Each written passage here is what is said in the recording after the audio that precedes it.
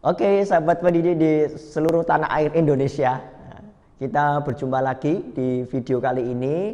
Saya akan menjelaskan atau sharing diskusi tentang salah satu hal yang hangat sedang kita perbincangkan di dunia pendidikan, yaitu tentang pembelajaran berdiferensiasi. Sudah siap kita untuk sharing pembelajaran berdiferensiasi?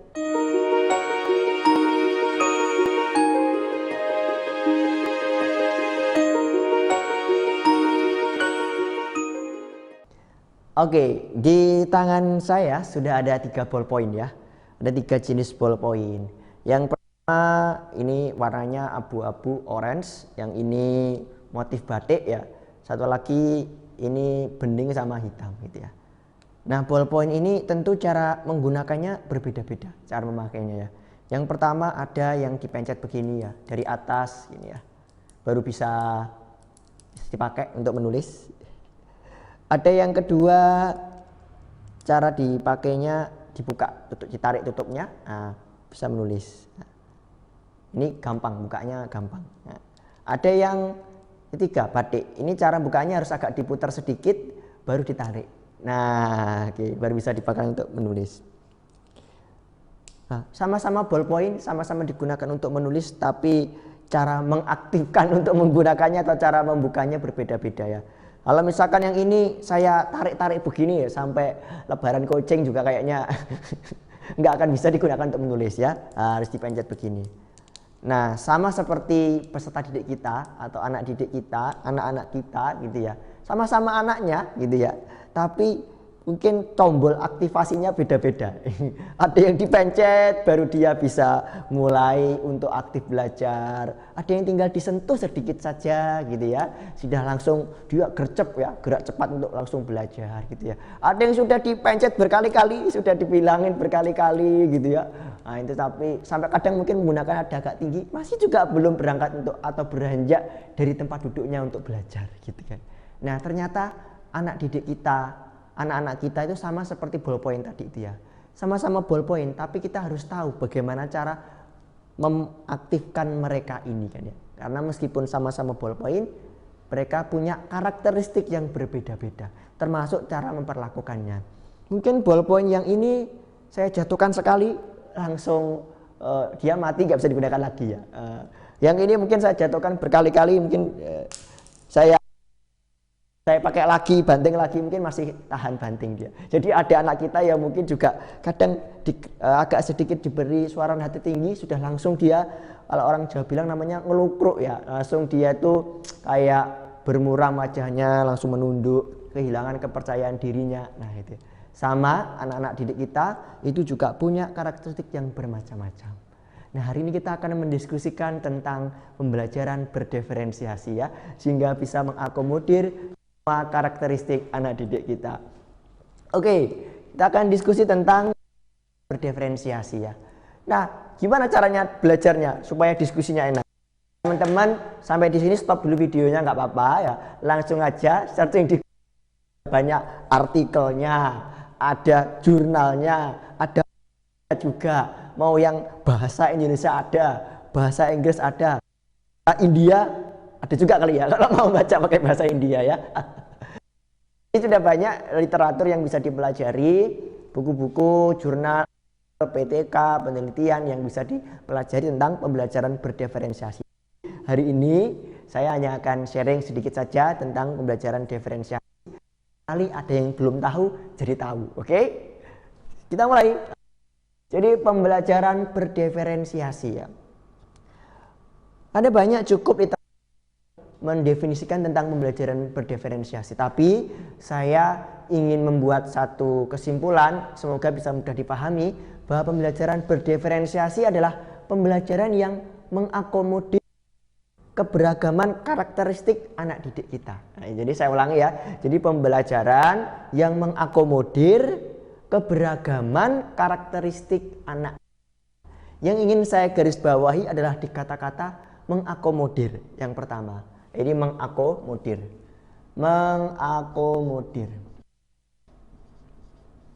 Komodir.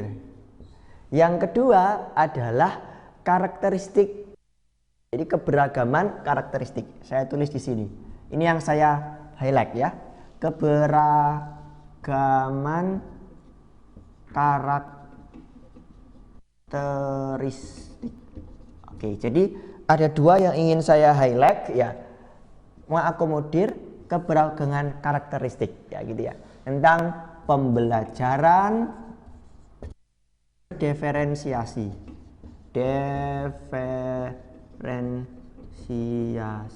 Oke. Di kata yang pertama dulu, kata mengakomodir. Maksudnya apa? Mengakomodir. Jadi mungkin pembelajaran kita ini mengakomodir siapa? Semua jenis peserta didik. Ya, jadi saya ulangi, mengakomodir semua jenis peserta didik. Jadi kita tidak identifikasi, melabeling gitu ya.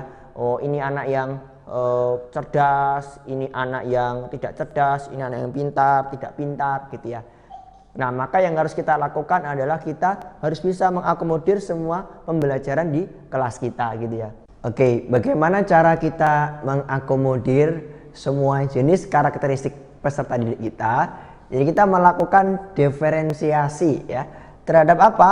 Nah, yang bisa kita diferensiasikan ada satu, konten. Yang kedua adalah proses. Yang ketiga bisa kita produk. Dan yang keempat opsional, bisa juga kita lakukan diferensiasi, yaitu lingkungan belajar. Oke. Nah, pertanyaan selanjutnya adalah bagaimana guru bisa mendiferensiasi kontennya atau prosesnya atau produknya atau lingkungan belajarnya.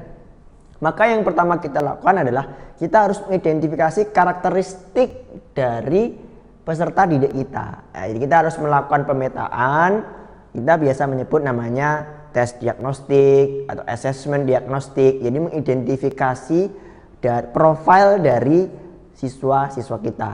Apa yang kita identifikasi gitu ya.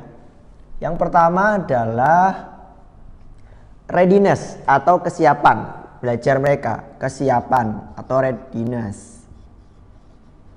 Oke. Nah, yang kedua apa yang harus kita identifikasi, yaitu adalah minat. Oke. Dan yang ketiga adalah profil pelajar. Profil pelajar. Oke, kita bahas satu dulu, kesiapan. Bagaimana cara kita sebagai guru bisa mengidentifikasi kesiapan belajar dari peserta didik kita ya. Nah, kita bisa melakukan tes di awal, bisa melakukan tes literasi, tes numerasi gitu ya. Sehingga kita tahu apa atau positioning awal dari siswa-siswi kita seperti apa gitu ya. Sebelum kita masuk ke pembelajaran yang selanjutnya. Kita sudah tahu nih petanya apa ini ya. Nah, bisa lakukan misalkan tes literasi numerasi ya. Tes literasi numerasi. Sehingga prasyarat dasar dia untuk belajar itu kita sudah tahu. Oh, anak ini sejauh mana di kemampuan literasi dan numerasinya. Gitu. Yang kedua, minat. Ya, ini penting kita mengidentifikasi minat gitu ya. Nah, bagaimana cara kita mengidentifikasi minat? Ya, kita bisa membuat kuesioner ya. Kalau mau gampang ya mengajukan pertanyaan gitu ya. Membuat instrumennya, bisa kita buat instrumennya, kita bagi kepada anak-anak. Tentu ini tidak bisa setiap guru-guru bekerja sendiri-sendiri, harus bersinergi bersama untuk membuat instrumennya ya. Jadi kita identifikasi minatnya anak didik kita apa. Yang ketiga adalah profil pelajar gitu. Nah, di profil pelajar ini kita bisa mengidentifikasi setidaknya 3 yang bisa kita identifikasi. Yang pertama adalah sosioemosional. Sosioemosional. Apa itu sosioemosional? Ya, kita identifikasi bahasanya dia, budaya dia, kesehatan dia gitu ya, kondisi keluarganya. Jadi kita mengetahui latar belakang sosioemosional dari anak ini gitu ya. Bisa jadi anak-anak yang di kelas kita itu dia tidak bisa 100% atau full konsentrasi di pembelajaran kita karena mungkin ada kondisi-kondisi sosio-emosional yang dia belum tuntas atau belum selesai, sehingga itu mengganggu konsentrasi belajarnya dia. Nah, kita sebaiknya harus tahu itu gitu ya. Yang kedua adalah apa yang kita identifikasi, yaitu adalah modalitas belajar. Biasanya kita VAK, visual, auditory, kinestetik. Nah, visual berarti kita adalah anak-anak yang dia dominan penglihatannya untuk belajar. Dia menyukai gambar yang menarik, yang bagus, video gitu ya. Sehingga kalau pembelajaran daring mungkin yang lebih banyak dimanjakan anak-anak visual, karena kan dia melihat, dimanjakan dengan berbagai jenis tayangan gitu. Cuman yang agak sedikit tersiksa mungkin anak kinestetik, karena dia harus duduk diam begini ya. Nggak bisa. Kayak saya ini kinestetiknya menonjol. Jadi selama ini take video ini ya saya harus bergerak nih, kakinya minimal jempolnya yang gerak-gerak. Nah, makanya saya harus nulis untuk meluapkan hasrat, saya harus bergerak. Nah, gitu kan. Oke. Atau anak auditori, anak yang dia belajar dominan dengan mendengar. Mungkin ada anak-anak didik kita ini yang sambil belajar dia mungkin berdendang ya, sambil belajar, atau mungkin dia waktu membacakan soal itu dibaca, Budi sedang, oh ini berapa ukuran luas dari, nah didendangkan. Kadang dia juga mungkin sambil mendengarkan musik, gitu kan ya. Nah itu anak-anak yang auditori. Nah, itu bisa jadi juga campuran dominannya. Nah, mungkin visual auditorinya agak menonjol. Nah gitu ya. Nah kita sebenarnya paham nih, sehingga kita tidak cepat gampang naik darah ketika, terutama di sekolah dasar ya, ketika ada siswa kita itu yang tiba-tiba lari ke sana kemari nggak bisa duduk diem gitu ya, karena bukan dia tidak aware terhadap kita, tapi dia tadi ingin meluapkan hasrat kinestetiknya. Itu mungkin kakinya sudah menahan-nahan itu, nggak kuat untuk ingin bergerak, sehingga dia kadang mungkin pinjam ballpoint temennya, pinjam spidol itu untuk menyalurkan hasrat ingin bergerak ke sana kemari gitu ya. Kalau diminta menghapus papan tulis cepat ya, siapa yang menghapus papan tulis, angkat tangan langsung. Tadi dia ingin meluapkan hasrat untuk bergeraknya. Sehingga kita dengan tahu mapping anak-anak kita, jadi khasanah atau peta anak didik kita jadi luas, jadi tidak gampang menjustifikasi atau melabeli anak didik kita. Kalau mau lebih dalam lagi mengidentifikasi profil pelajarnya, bisa tentang multiple intelligence (MI) gitu ya. Nah, dengan mengidentifikasi kesiapan, kita sebagai guru berharap bahwa dengan tahu kesiapan belajar anak, modal kita bisa meningkatkan hasil belajarnya dia. Karena kita tahu nih starting awalnya dia di mana. Nah, gitu ya. Dengan mengetahui minat anak, kita berharap motivasi belajar anaknya meningkat. Karena dalam diferensiasi pembelajarannya ada sisi yang dia membuat tertarik dengan pembelajaran kita. Karena ada minatnya anak tadi masuk ke dalam situ. Misalkan anak suka sepak bola. Nah, mungkin pada saat pembelajaran matematik kontennya kita buatkan tentang sepak bola. Kalau yang putri mungkin kan nggak suka sepak bola, ya maka kita diferensiasikan. Maka ya jangan sepak bola kontennya. Untuk yang putri kita kasih konten misalkan tentang dia apa. Kalau putri sukanya mungkin masak kali ya, kasih konten tentang memasak gitu ya. Dalam konten pembelajaran matematik kita. Jadi tidak semuanya misalkan mengukur luas ya, luas ukuran bola sepak bola. Nah, mungkin sesekali kalau yang putri kasih luas mengukur luas ukuran nampan untuk memotong wortel ya itu berapa. Nah, mungkin dia akan lebih tertarik karena ada sisi minat yang dia menyukai itu gitu ya. Kemudian profil pelajar. Dengan mengetahui profil pelajar, kita tahu latar belakang anak, VAK-nya kita mengetahui, multiple intelligence kita mengetahui, harapannya proses pembelajaran kita menjadi lebih efektif dan aktif kelasnya.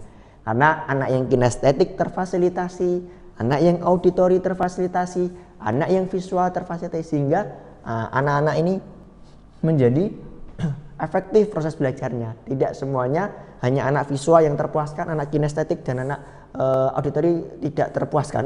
Jadi terzolimi enggak ya. Jadi dia tidak mendapatkan rasa nyaman dalam belajarnya gitu ya. Oke, sekarang pertanyaannya adalah ini gimana caranya membuat seperti ini gitu ya. Ya dibuat gitu kan ya. Ini sekarang Bapak Ibu guru bisa memakai aplikasi gitu ya. Ada aplikasi namanya emastri.id. Nanti saya cantumkan di kolom description gitu ya. Nah itu dia bisa melakukan diagnostik untuk memetakan ini gitu ya. Jadi dia sudah ada instrumennya dan dia berbasis online. Jadi dia sudah bisa mengidentifikasi dengan gampang. Jadi Bapak Ibu guru kalau misalkan tidak mau susah-susah karena pekerjaan udah banyak ya. Nah, tinggal aja pakai aplikasi emastri.id. Nanti mereka anak-anak akan kita minta untuk mengisi kuesioner dan beberapa instrumen yang sudah dibuat. Nah, nanti ketahuan nih sosio-emosional, VAK-nya, multiple intelligence-nya, minatnya, kondisi kesiapan belajarnya terpetakan dalam dashboard. Nah, menarik kan ya? Nah, silakan nanti dipelajari, oke? Nah, terus misalkan ini kita sudah tahu nih mapping anak didik kita. Nah, sekarang tinggal kita melakukan diferensiasi. Nah, ini udah punya data nih. Ini data yang sangat berharga buat guru-guru Anda. Nah, tinggal kita mengolahnya di sini. Misalkan kita di sisi konten, misalkan ya. Misalkan kita melakukan pembelajaran matematika, gitu kan ya. Tadi yang saya contohkan, misalkan kita ingin memvariasi kontennya.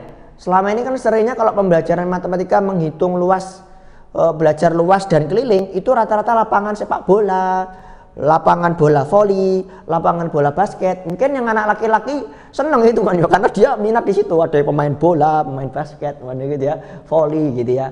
Nah, bisa jadi yang perempuan tidak begitu minat karena dia tidak ada minat untuk ngapain ngukur lapangan bola kan ya. Saya nggak suka sepak bola, suruh ngukur lapangan bola kan gitu. Ya mungkin kita ganti kontennya, misalkan ya. Misalkan mengukur tadi nampannya untuk memotong sayurnya, kalau memang ketahuan minatnya banyak yang suka masak gitu ya. Atau misalkan luas lingkaran gitu kan ya. Oh ternyata anak-anak yang SD banyak yang suka main squishy. Oh ya, misalkan kita kasih aja kontennya tentang ada satu buah bola squishy gitu kan ya. Sekian jari-jarinya, nah gitu ya. Nah jadi kita dengan mengidentifikasi minat, tahu minatnya anak-anak, kita bisa memvariasi konten dan pembelajaran kita. Itu contoh konten gitu kan ya. Terus proses. Misalkan dalam proses pembelajaran gitu ya. Oh kita punya data VAK-nya anak-anak. Oh ternyata di kelas ini yang visual sekian, auditori sekian, kinestetik sekian. Nah maka misalkan kita melakukan pembelajaran tentang ciri-ciri makhluk hidup. Wah gitu kan ya. Nah anak-anak yang visual bagaimana cara proses belajarnya? Ya kita sediakan gambar yang banyak. Kita kasih video yang menarik gitu ya. Jadi proses belajarnya dia melalui tadi gambar, video, kita bawa tuh. Nah, anak auditori gimana? Ya kita sediakan sumber belajar yang dia bisa dimanfaatkan untuk didengar gitu kan ya. Mungkin reportase gitu ya, dia bisa mendengar, atau sumber belajar yang lain yang bisa memuaskan telinganya dia. Nah, bisa juga dengan kita gurunya bercerita kepada anak-anak auditori ini gitu ya. Lalu anak yang kinestetik gimana? Misalkan kita buat tadi itu sudut-sudut minat, sudut-sudut. Jadi misalkan kita menggunakan strategi indeks Cardsmith, mencocokkan gitu kan ya. Tempelkanlah di ujung kelas sana. Ini makhluk hidup apa? Ciri-cirinya tempelkan ke sebelah ujung yang sebelah sana, kanan. Sehingga anak itu bergerak dari ke kiri, ke kanan, ke depan kelas, ke belakang. Nah, jadi terfasilitasi kinestetiknya dia. Nah, itu. Jadi di sisi proses kita bisa memainkan. Anak-anak kita beragam. Nah, itu ya. Seperti saya ini juga, kan saya kinestetiknya menonjol ya. Ini mungkin selama take video nanti kalau dilihat ini matanya kemana-mana ini. Karena kinestetiknya sangat dominan kan gitu ya. Oke, itu proses sudah ya. Contohnya tadi kurang lebih seperti itu. Dari sisi produk, kan tadi prosesnya juga sudah beda. Mestinya produknya beda. Mungkin ada yang produknya berupa isai gitu ya. Ada yang produknya berupa mind mapping. Ada yang mungkin presentasi gitu ya. Presentasi. Ada yang mungkin dia bikin video, reportase atau apa. Ini macam-macam produknya. Bisa beragam-ragam gitu ya. Dan lingkungan belajar, nah ini bisa kita juga mainkan. Nah teman-teman semuanya gitu ya. Nanti kalau teman-teman ingin mendalami yang lebih dalam, nanti teman-teman bisa ikut kelas open public kelasnya KPI. Nanti saya cantumkan juga di kolom description tentang pembelajaran diferensiasi selama 2 hari secara online ya. Ini bisa diikuti kalau ingin dapat yang lebih clear ya, bagaimana menyusunnya di kelasnya masing-masing. Oke. Nah jadi yang pertama kita lakukan identifikasi terhadap karakteristik anak didik kita. Yang kedua baru kita bisa melakukan nih diferensiasi konten, proses, produk, dan lingkungan belajar. Nah mana Nah, dengan begini harapannya anak-anak itu bisa minat belajarnya tumbuh gitu ya. Dia semangat untuk belajar karena dia terfasilitasi minatnya gitu ya. Gurunya dia jadi punya pemikiran gurunya nih tahu aku banget gitu ya. Dia mengetahui diri saya. Jadi apa yang saya suka, apa yang tidak saya suka gitu ya. Harapannya dengan begini anak-anak juga lebih nyaman gitu ya. Tantangannya adalah ini memerlukan waktu, ya of course ya, takes time. Anda harus create ini gitu ya. Maka guru-guru ke depan kita harus bisa melakukan transformasi digital. Kompetensi kita harus naik. Ini bisa kita lakukan dengan cepat kalau kita punya skill digital. Jadi atau kita bisa menggunakan aplikasi yang tersedia. Jadi saya sebutkan e-mastery tadi itu. Sehingga memudahkan proses identifikasi. Kalau ini manual, waduh pusing kepala ini ya. Ini ya pusing lah ya. Tapi saya yakin teman-teman yang di sini yang menonton semuanya sudah melek IT semua. Jadi bisalah melakukan ini secara digital. Nah, yang kedua, ini kompetensi ini kita harus disupport oleh sumber belajar yang banyak di sekolah. Nah, tapi saya kira di era digital ini sumber belajar sudah relatif unlimited, tidak terbatas gitu kan ya. Nah, sehingga saya kira guru bisa memberikan resources belajar yang variannya banyak. Nah, jadi tidak perlu khawatir. Menurut saya ke depan resources belajar akan semakin melimpah. Nah, tidak harus bersumber dari buku, anak bisa berselancar ke sana kemari melalui dunia digital sehingga pembelajaran kita menjadi semakin personalized. Artinya sesuai dengan kebutuhan anak kan gitu kan. Oke. Nah, teman-teman semuanya, pembelajaran ini diferensiasi ini bisa menjadi alternatif untuk kelas-kelas kita gitu kan ya. Bahwa ke depan pembelajaran kelas kita akan lebih memberikan manfaat sesuai dengan yang dibutuhkan oleh anak didik kita, tidak memberikan sesuatu yang tidak dibutuhkan. Nah, itu kan ya. Sehingga kan percuma, terbuang percuma apa yang kita sampaikan tidak dibutuhkan oleh mereka. Gitu. Sesekali mungkin pembelajaran kita harus merubah cara berpikir kita, bahwa mungkin dulu kita banyak memaksakan jalan-jalan kita diikuti oleh anak-anak. Mungkin sekarang kita harus sedikit mencoba mengikuti jalan yang diinginkan oleh anak-anak. Nah, itu kan ya. Jadi kita bersinergi di tengah-tengah. Kadang mungkin nggak nyaman karena kita terlalu memaksakan gitu ya. Seperti kata Ki Hajar Dewantara bahwa anak itu seperti benih gitu kan ya. Mungkin dia ada yang benih padi, benih jagung, kan enggak mungkin cara mengelola benih padi dan benih jagung itu sama. Ada yang benih padi benih jagung dia relatif tidak suka air ya, kira-kira kan gitu ya. Sehingga mungkin airnya tidak sebanyak benih padi, konsumsi airnya. Nah, itu. Nah, sama anak didik kita, dia juga bermacam-macam karakteristiknya, nah, itu ya. Sehingga kita cara memperlakukannya pun juga harus berbeda. Gitu.